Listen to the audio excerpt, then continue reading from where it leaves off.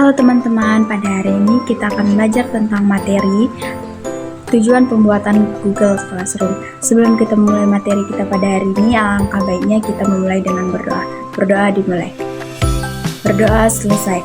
Nah, pada video kita akan membahas tentang tujuan pembuatan Google Classroom dan bagaimana platform ini mendukung pembelajaran.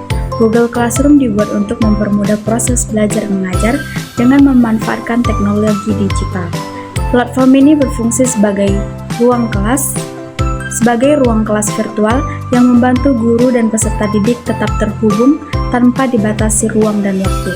Melalui Google Classroom, guru dapat membagikan materi pelajaran, memberikan tugas, menyampaikan pengumuman, serta melakukan penilaian secara online dan terstruktur.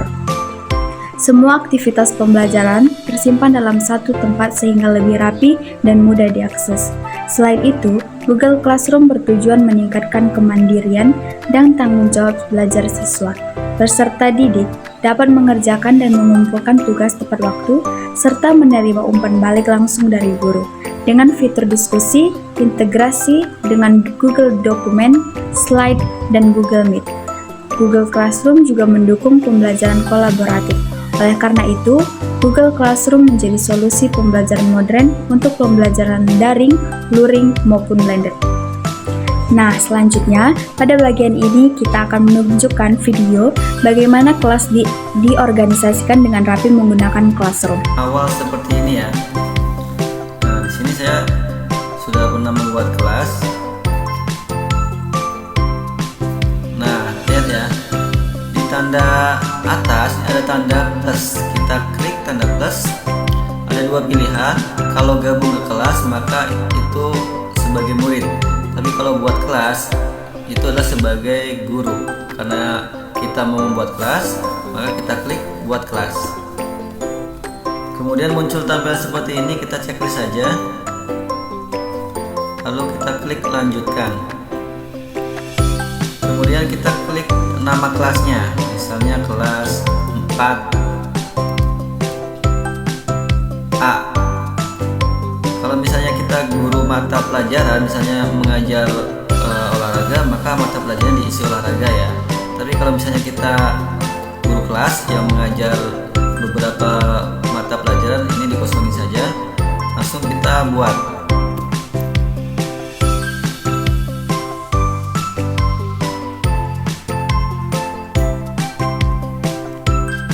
Nah, akan muncul tampilan seperti ini. Nah, ini ada tanda kode kelas. Nanti kode inilah yang akan kita bagikan ke anak-anak agar anak-anak bisa masuk ke kelas kita. Ini kita close saja. Tampilan awal ini kita sebutnya sebagai ini ya, forum. Nanti di forum kita bisa membagikan sesuatu, membagikan pengumuman atau info. Di sini ya, kita klik misal. Nah, ini kita close saja. Nah, di sini misalnya kita membagikan info. Nah, tes ya. Kemudian kita bisa posting. Nah, nanti di tampilan awal nih muncul ya. Nih, info tes. Nanti di sini ada komentar-komentar mungkin dari murid-murid kita yang memberikan komentar. Nanti di bawah ini muncul semua ya. Kemudian kita sebelah kanan ini ada tugas kelas. Kita klik tugas kelas. Untuk membuat tugas kita klik tanda plus ini, buat kita klik, ada beberapa pilihan.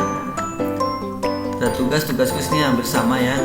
Ada pertanyaan itu nanti kita bentuknya, misalnya kita mau mengajukan suatu pertanyaan kepada murid, sebuah pertanyaan bisa suatu kasus atau untuk didiskusikan. Nanti murid bisa berdiskusi dengan teman yang lain juga. Kalau materi maka kita hanya memberikan materi saja. Materi ini bisa bentuknya file PDF, bisa bentuknya video, bisa foto, dan lain-lain ya. Kalau gunakan kembali postingan ini mengambil tugas yang sudah pernah ada ya. Oke, kali ini saya akan contohkan yang tugas quiz. Nah, kita close saja. Ada muncul tampilan seperti ini, misalnya judulnya KBM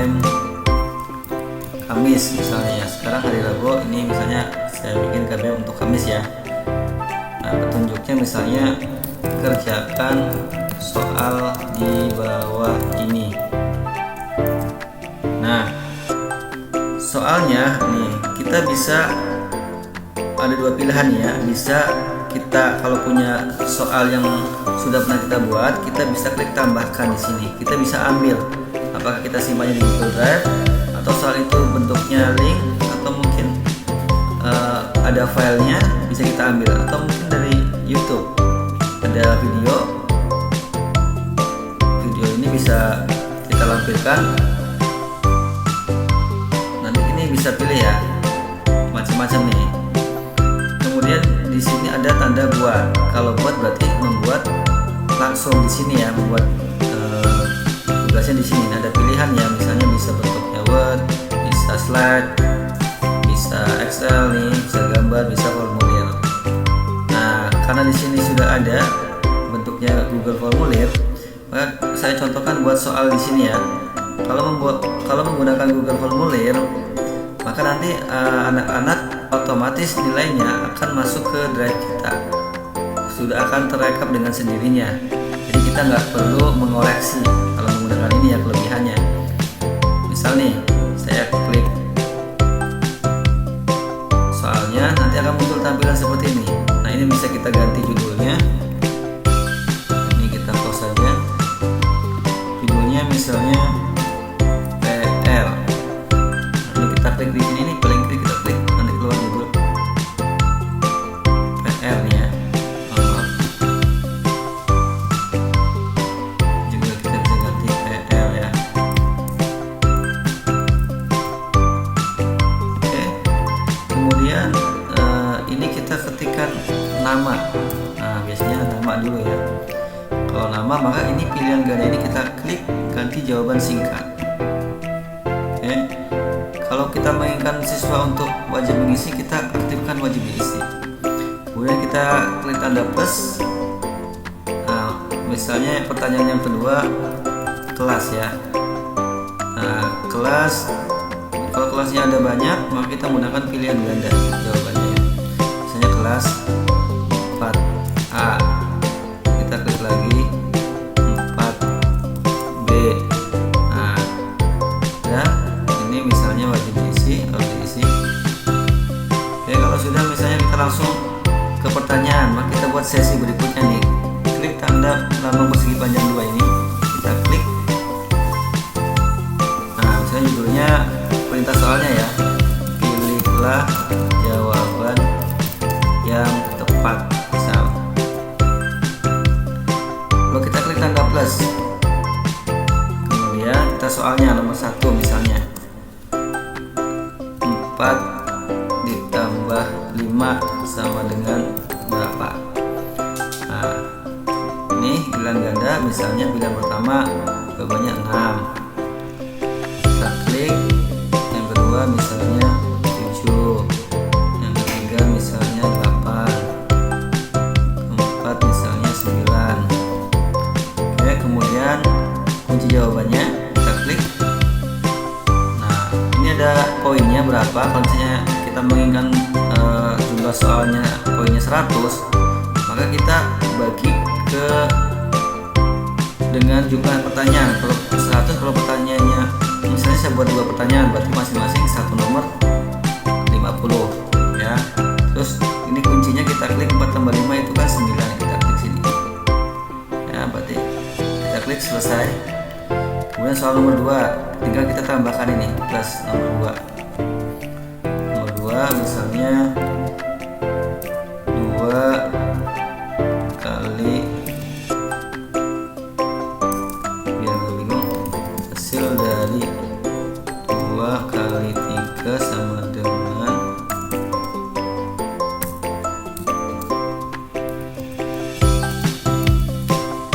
misalnya jawabannya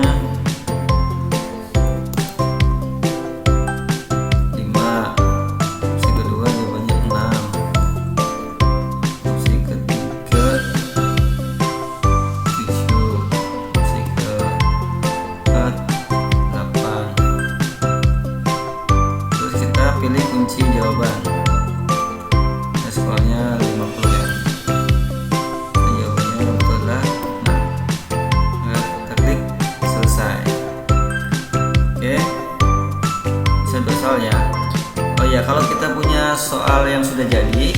kita bisa kopikan ke sini ya. Nanti itu lebih cepat daripada kita mengetik. Oke, kalau misalnya sudah jadi, kita balik lagi ke atas. Oke, di sini ada respon, kita klik respon. Nah, lalu kita klik tanda warna hijau ini, lalu kita klik buat. Nanti akan muncul Microsoft Excel seperti ini. Nah, nanti murid-murid kalau mengerjakan otomatis dia akan backup sendiri di sini ya, scrollnya, namanya, macam-macam. Oke, nah kita balik lagi ke tugas kelas awalnya. Tadi kan tugas seperti ini ya. Sekarang kita jadwal, kita lihat di pojok kanan atas nih, tanda ini, kita klik. Nah, kita kalau ada pilihan ya, kalau tugaskan maka siswa bisa langsung mengerjakan, tapi kalau jadwalkan kita klik. Misalnya hari ini tanggal 25 ya, kita jadwalkan tanggal 26 jam 8, kita jadwalkan, klik.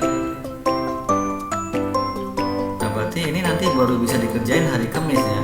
Ini ya, ini warnanya abu-abu nih, dijadwalkan untuk besok, hari Kamis. Kalau mau kita edit lagi, misalnya maunya hari ini juga, ya langsung bisa dikerjakan. Nah, ini close aja. Maka ini kita close. Nah, kita ganti tugaskan ya. Nah, ini langsung tugaskan. Oke, ini kita close aja. Nah, ini jadi warna biru. Kalau warna biru sudah bisa dikerjakan oleh siswa ya. Sekarang kita lihat di sebelah sini ada folder drive class. Kita klik. Ini untuk melihat data yang masuk. Kalau tadi kita memberikan soal online, berarti nanti ada data yang masuk. Nah, ini seperti ini. Nanti ini tadi PR-nya ya, soalnya yang ini adalah hasilnya. Kita klik hasilnya ini. Kalau ini masih kosong, belum ada muridnya ya. Nanti kalau sudah ada muridnya, ini pasti terisi. Oke, kita balik lagi ke kelas. Nah, demikian penjelasan mengenai penggunaan dan perorganisasian Google Classroom dalam pembelajaran. Semoga video ini dapat menambah pemahaman dan bermanfaat dalam mendukung kegiatan belajar mengajar. Terima kasih.